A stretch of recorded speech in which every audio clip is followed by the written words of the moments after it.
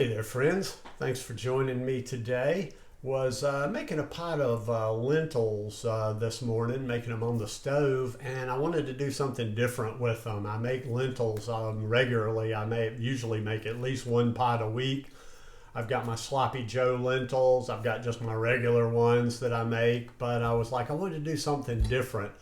And I started thinking about what I wanted to put into it, and I said, this would be a perfect time to do a video on seasoning your plant-based food. I get asked that question a lot when I share food. I'm like, how is that seasoned? And it's always about seasoning. And when people are talking about seasoning, and I realized this from my mother years ago, because she would always say, well, this doesn't sound seasoned. It doesn't taste seasoned enough.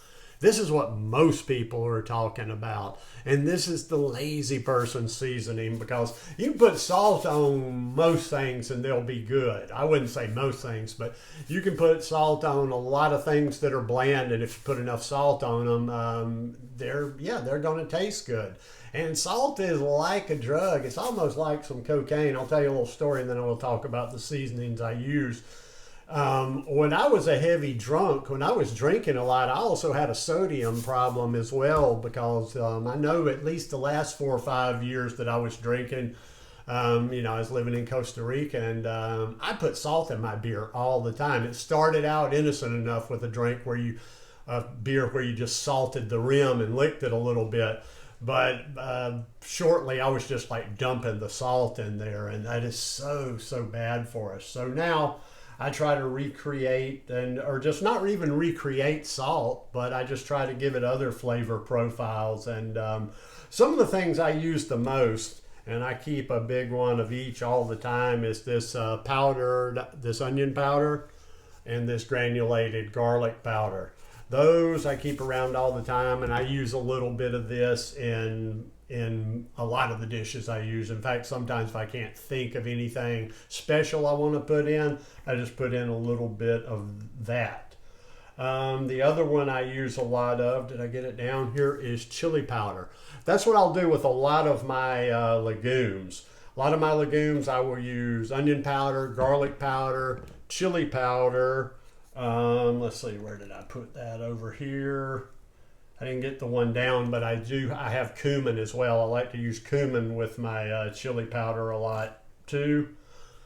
Like to use smoked paprika. All these things, if you start playing with them, you'll kind of come to know what, like, these go well with beans, legumes, as well as sometimes I want to get like kind of more of a curry flavor, and I will use curry. And even though turmeric is one of the ingredients in the curry, I'll put both of them in there too, because the turmeric is so good for you.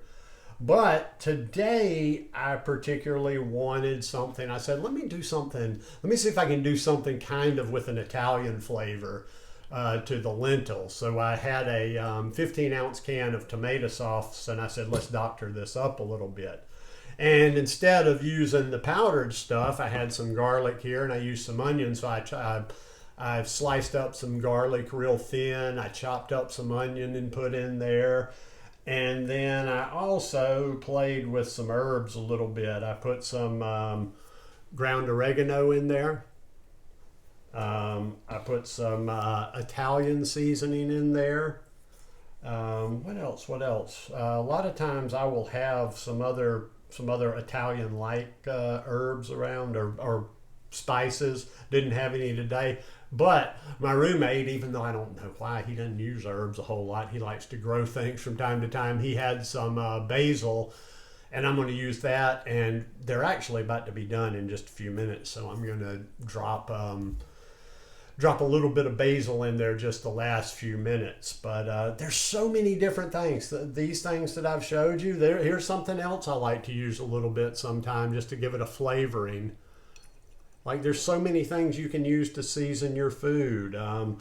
Besides the liquids, I used to like to use a little liquid smoke in things. But this, you can get off of this. This is just something that, like I say, it's very addictive. If your tongue is used to it, and you completely were to cut out the salt, you're going to notice that. But as you kind of slowly wean yourself away from it, You know, it won't be that big of a problem. Oh, and I should mention, and then I'm going to finish this one up. This isn't a long one, but also too, you got to watch more than the table salt. Like there's a lot of little things that I'm always looking at, the little things. Like if I am using canned legumes, I try to get either organic or lower sodium.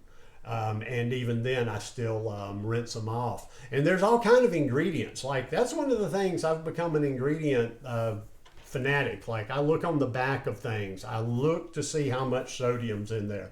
If it's something that would have it in there, I look to see how much saturated fat is in there as well. But you can season your food without salt. Just get in the kitchen, play around with the combinations a little bit. You're probably going to screw up because I'm not, you know, I'm not that adept in the kitchen. So, you know, through the years, sometimes I'll use something and I'm like, okay, that didn't do very much for it, or this doesn't really go with this type of food. But there's so many things to make our food taste good out there that we just don't need to use that salt. We don't need to use a lot of preservatives.